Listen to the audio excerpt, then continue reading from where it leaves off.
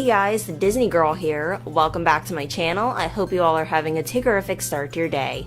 For this video, I'm rating and reviewing all of the Disney World rides I've ever been on. But seriously, how will I get past not giving a 5-star rating to all of these rides? And before I get started, I'm proud to announce a new little fun game I will begin doing in all of my new videos. During every video, at one point in the video, an image from a Disney movie will pop up, and if you comment what time during the video it was, YouTube comments only, not on any of my other social networks or anything, you'll earn a prize. If someone commented ahead of you, you might still have time. Second place winners receive a shout out on all of my social accounts: Facebook, Twitter, Instagram, Google+, and in my next YouTube video. Keep an ear out, Mickey ear, and good luck. Also, make sure you're subscribed to me for your entry to be considered.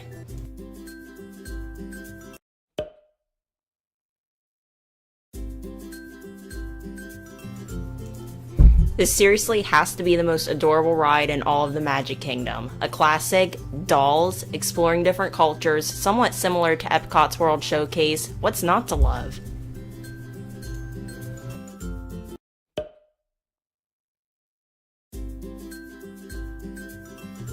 This was a great ride, but several times we tried to get on the last time we went and it was shut down.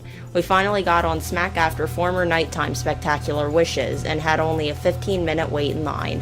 However, we stopped during the ride for about 5 minutes, and not to sound like a whiner, but the view wasn't as spectacular as people were making it look. I could easily tell the actual size, and to me, there was no masking over anything or anything illusional at all.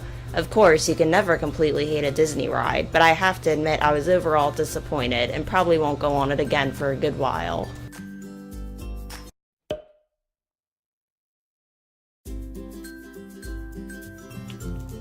Oh my gosh, okay you guys, this is a favorite. I totally admit I was creeped out at first from all of the YouTube videos I saw and comments where people said how scared they were, and yes, I was scared mainly of the stenchy burp Stitch lets everyone smell and hear during a part in the show. Spoiler alert, but that was nothing. Everything seemed so real, and the line was only, again, about 15 minutes because they were just letting everyone in when we walked up. The seats were a bit tight, so I highly do not recommend this ride for anybody that is claustrophobic. There really is no purpose for the seat and shoulder restraints though, just for looks and for the feel of the sensors. Okay, with all of that being said, I now have a confession to make. I totally didn't get to smell the burp that Stitch left. Why? Because from watching the videos, I knew when it was going to happen and I held my breath. I smelled a bit of the after smell, but didn't smell it right when it happened. I'm a bit of a wimp when it comes to the exciting stuff.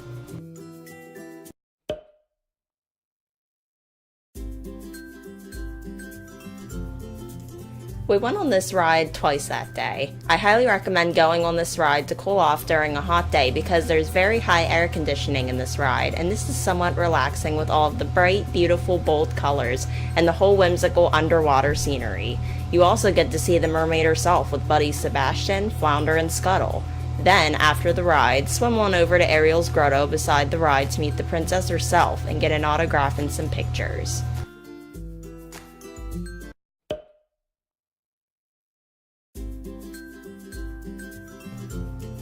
Another huge favorite. I see so many people say how much they love this ride.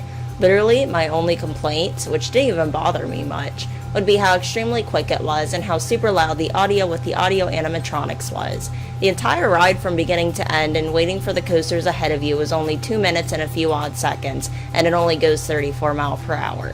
However, no excuse to let that bother you. It was such a charming experience seeing the dwarves hard at work in the mine singing the commonly known tunes we all know by heart from the movie, admit it. I do highly recommend using a fast pass on this ride if possible. The wait line was incredibly long for this ride, about an hour and a half without a fast pass. Using our fast passes, we only had to wait about 10 minutes if that.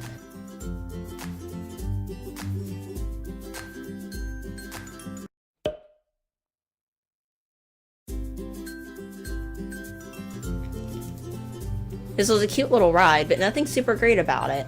Our local amusement park has a spinning teacups attraction, and I'd say if someone blindfolded me and told me to point out which was which, I couldn't say because they have to be almost the exact same.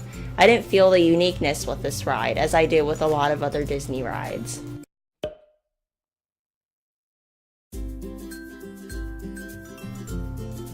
Again, a classic. I honestly could rate this 5 stars, but there wasn't much thrill, which I believe wasn't intended to begin with. My favorite thing about this entire ride had to be the cast member, or boat captain, or skipper. The jokes he made, I think, had to be some of the best ones I have ever heard in my entire life. Then, of course, ranking second is Tiki Sam. Can't miss him as the boat comes to the loading dock.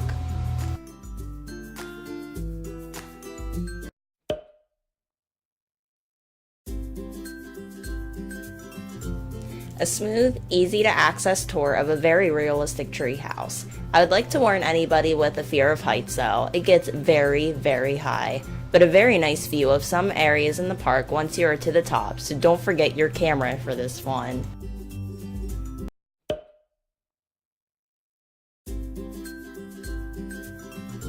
If only I had access to this every single breathing moment of my life. A favorite for sure. This 4D experience gave me severe chills every single place on my entire body. 4 words, you won't be disappointed. Another great place to cool off with high air conditioning.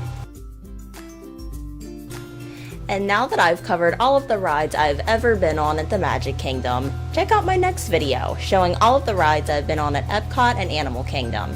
Sadly, yet, I've never been able to make it out to Hollywood Studios, which I hear will be getting a name change. Speaking of that, what do you think the new name will be? Let me know in the comments, and don't forget to subscribe to this video if you enjoyed it, and give this a thumbs up. Also, share with your friends and family and have them say which ride was their favorite at Magic Kingdom.